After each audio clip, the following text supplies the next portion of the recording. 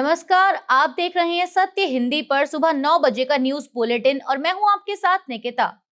Bulletin की शुरुआत करेंगे, लेकिन उससे पहले एक नजर 5 बड़ी खबरों की हेडलाइंस पर। सीजीआई सूर्यकांत अब टीआईएसएस दीक्षांत समारोह के मुख्य अतिथि नहीं होंगे। झारखंड की जेएसएससी सीजीएल परीक्षा रद्द, सीएम सोरेन की घोषणा, देवेंद्र महतो ने तोड़ा अनशन। अब्दुल केस में सीजेपी का बंगाल सरकार को 10 दिन का अल्टीमेटम, रखी 4 मांगे। सुप्रीम कोर्ट में बिहार सरकार का दावा, छात्र प्रदर्शन में AK-47 से हवाई फायरिंग, कोई घायल नहीं हुआ। सावरकर के चचेरे प्रपौत्र सात्यकी ने कोर्ट में माना, गांधी के हत्यारे गौडसे थे संघ के सदस्य। द इंडियन एक्सप्रेस की रिपोर्ट के मुताबिक Tata institute of social sciences यानी TISS का 86वां दीक्षांत समारोह अब 22 अगस्त को आयोजित होगा। समारोह के लिए टाटा मेमोरियल हॉस्पिटल के डायरेक्टर डॉक्टर CS परमेश को मुख्य अतिथि बनाया गया है। इससे पहले भारत के मुख्य न्यायाधीश सूर्यकांत को दीक्षांत समारोह में मुख्य अतिथि के तौर पर शामिल होना था। कार्यक्रम पहले 2 अगस्त को तय था, लेकिन TISS ने आयोजन से 2 दिन पहले इसे अप्रत्याशित हालात का हवाला देकर टाल दिया था। रिपोर्ट के अनुसार CGI के दौरे को लेकर संभावित विरोध और सुरक्षा व्यवस्था को लेकर चिंताएं थी। हालांकि TISS ने इसकी विस्तृत जानकारी नहीं दी। आखिरी समय में कार्यक्रम टलने से कई छात्र और उनके परिवार परेशान हुए, क्योंकि उन्होंने यात्रा और ठहरने की व्यवस्था कर ली थी। इसके बाद संस्थान ने प्रभावित छात्रों को मामले दर मामला आर्थिक मदद देने का ऐलान किया। झारखंड में 24 दिनों से चल रहे छात्र आंदोलन के बाद हेमंत सोरेन सरकार ने बड़ा फैसला लिया है। मुख्यमंत्री हेमंत सोरेन ने JSSC सीजीएल परीक्षा रद्द करने का ऐलान किया। इसके साथ ही TDPL के जरिए आयोजित सभी परीक्षाएं, भर्ती प्रक्रियाएं और उनके परिणाम भी निरस्त कर दिए गए हैं।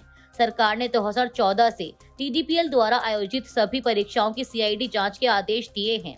कथित परीक्षा गड़बड़ियों की जांच के लिए SIT भी काम करेगी, जबकि एक सेवानिवृत्त न्यायाधीश की अध्यक्षता में अलग जांच समिति बनाई जाएगी। मुख्यमंत्री ने कहा कि शुरुआती जांच में कई गंभीर तथ्य सामने आए हैं और भविष्य में परीक्षा व्यवस्था को पूरी तरह पारदर्शी बनाया जाएगा। छात्रों की शिकायतों के लिए एक विशेष ऑनलाइन पोर्टल भी शुरू किया गया है। फैसले के बाद छात्र नेता देवेंद्रनाथ महतो ने अपनी भूख हड़ताल खत्म कर दी। प्रदर्शनकारी छात्रों ने इसे अपने 24 दिन लंबे आंदोलन की बड़ी जीत बताया है।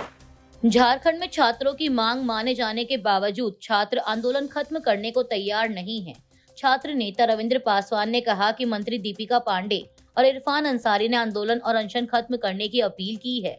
उन्होंने कहा कि छात्रों की मुख्य मांग CBI जांच की है, जिस पर सरकार ने अभी सहमति नहीं दी। छात्रों का कहना है कि वे सरकार की ओर से जारी होने वाले नोटिफिकेशन का अध्ययन करेंगे और उसके बाद आगे की रणनीति तय करेंगे। पासवान ने साफ कहा कि जब तक CBI जांच की मांग पर ठोस फैसला नहीं होता, आंदोलन को लेकर अंतिम फैसला नहीं किया जाएगा। CPIM ने UGC नेट 2026 के 3 पेपरों में हुई गड़बड़ियों के बाद NTA और नई शिक्षा नीति यानी न्यू एजुकेशन पॉलिसी 2020 को खत्म करने की मांग की है। पार्टी ने कहा कि इस घटना ने देश की शिक्षा व्यवस्था की गहरी खामियां और परीक्षा आयोजित करने में NTA की घोर अक्षमता को उजागर किया है। दरअसल NTA ने इंग्लिश, कॉमर्स और सोशियोलॉजी के पेपरों में गलतियों की शिकायतों के बाद दोबारा परीक्षा कराने का फैसला किया है। इंग्लिश और कॉमर्स की परीक्षा 9 सितंबर को, जबकि सोशियोलॉजी की परीक्षा 10 सितंबर को होगी। इन गड़बड़ियों की जांच के लिए एक समिति भी बनाई गई है। UGC नेट 2026 की परीक्षा 22 से 23 जून के बीच 87 विषयों में आयोजित हुई थी। CPIM ने न्यू एजुकेशन पॉलिसी को शिक्षा व्यवस्था के पतन की मूल वजह बताया और आरोप लगाया कि बीजेपी व उसके सहयोगी शिक्षा व्यवस्था पर सवाल उठाने वालों को निशाना बना रहे हैं। पश्चिम बंगाल के बांकुरा में स्कूल ठीक करो अभियान से जुड़े CJP कार्यकर्ता अब्दुल हाफिज के पिता की कथित हत्या के मामले में CJP ने सरकार और प्रशासन को 10 दिन का अल्टीमेटम दिया है। पार्टी ने मांग की है कि हमले में शामिल सभी लोगों को FIR में नामजद किया जाए और फरार आरोपियों को गिरफ्तार किया जाए।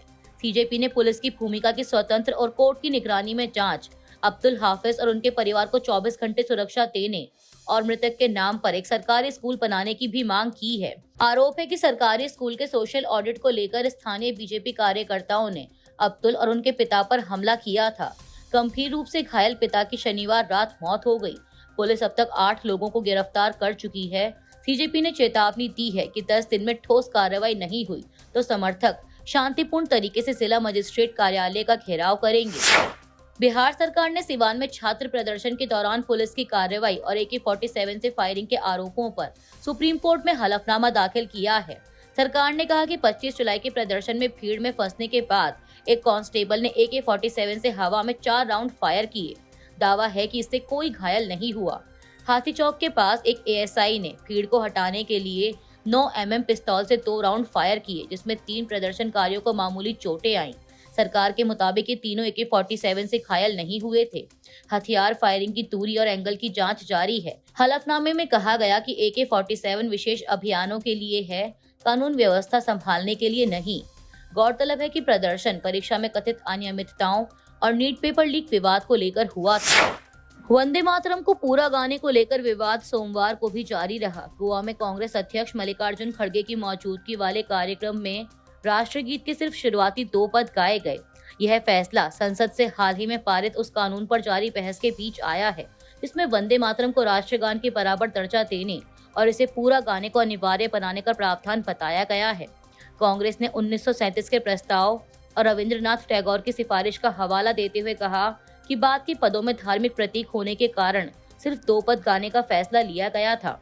सावरकर के चचेरे प्रपौत्र सात्यकी सावरकर ने पुणे की विशेष MP MLA अदालत में जिरह के दौरान माना कि महात्मा गांधी के हत्यारे नाथूराम गॉडसे और उनके भाई गोपाल गॉडसे राष्ट्रीय स्वयंसेवक संघ यानी RSS के सक्रिय सदस्य थे।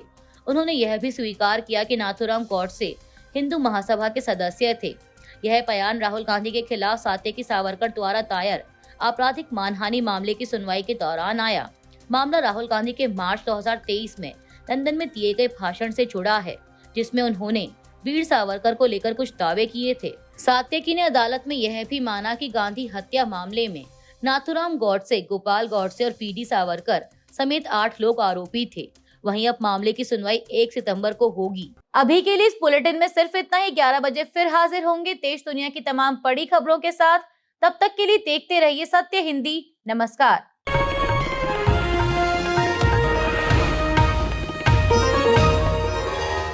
Copyright disclaimer under Section 107 of the Copyright Act 1976. Allowance is made for fair use for purposes such as criticism, comment, news reporting, scholarship, and research. Fair use is a use permitted by copyright statute that might otherwise be infringing.